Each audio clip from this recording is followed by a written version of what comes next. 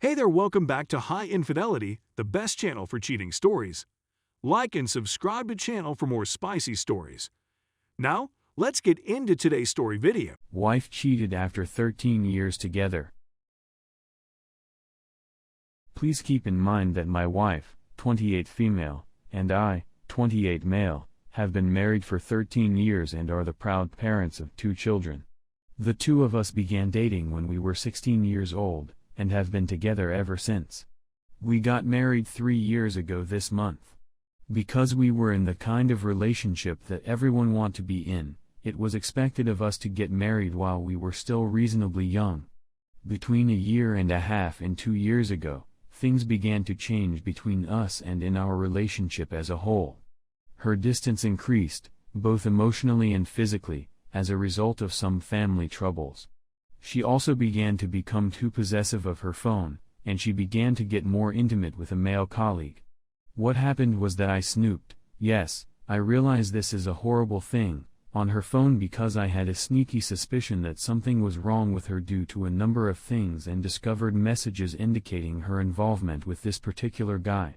When I inquired about it with her in early September, she revealed that it had been going on for a year at that point. It was discovered that he and she were having an affair in our home, and that they were sleeping in the same bedroom that would someday house our future children. She sincerely apologized and pledged that it would never happen again, and I informed her that, in order for us to continue our relationship, she must not have any contact with the person with whom she had cheated on me. She accepted my request and promised to never do it again. She agreed to my requirements and promised that she would never do it again.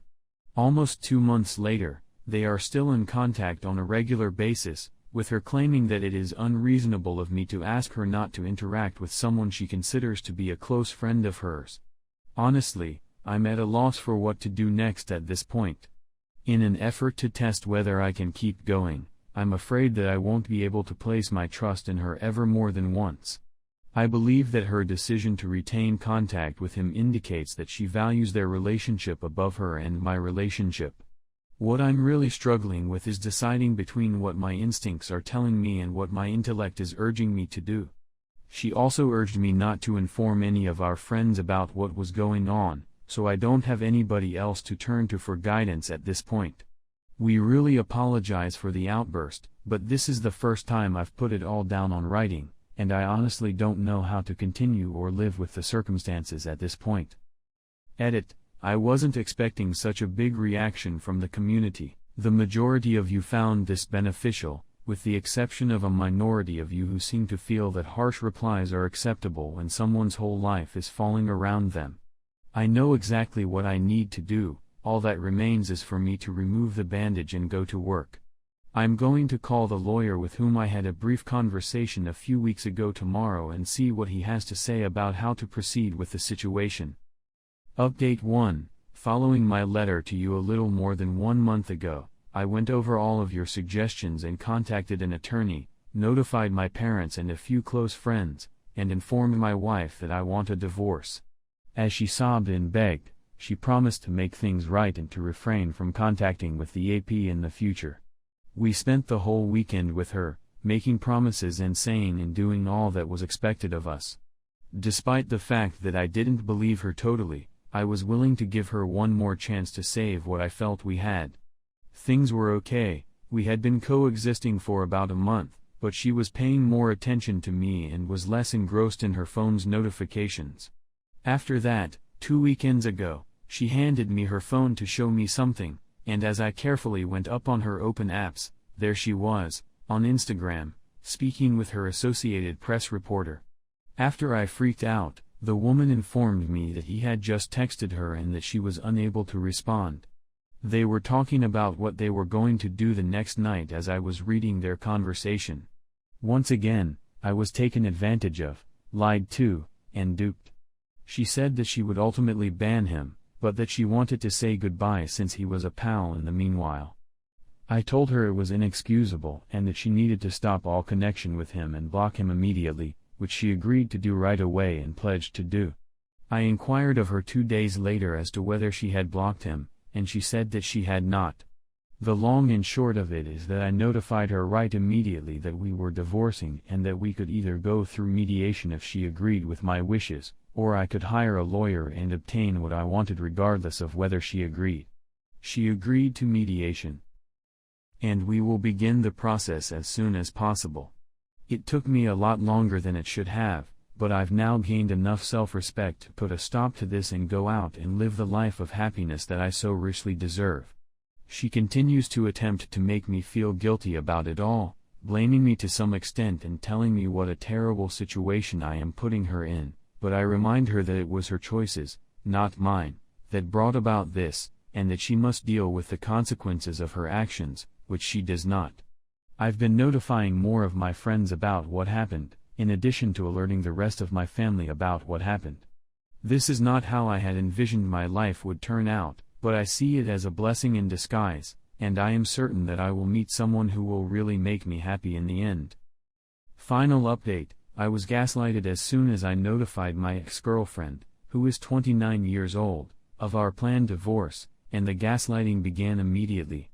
In the face of her accusations that I was to blame for our current predicament, that I had given up on our marriage, that it was extremely sad for me to be letting our relationship end in this manner, and that I was going to take away the house where our dog felt safe, I remained steadfast and proceeded with the divorce mediation process. During the mediation, everything went nicely, and she agreed to all I asked of her. In the mail yesterday, I got notice from the courts that I am officially a free man. Her departure occurred 1 month before the sale of our home was finished, and our house sold within 3 months of the start of mediation.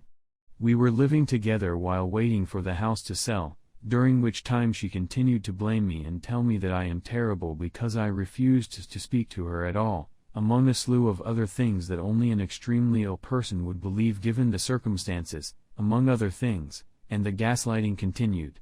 After the sale of my property, my parents graciously enabled me to return to their home for a few months in order to recover and figure out what I wanted to do with the rest of my life.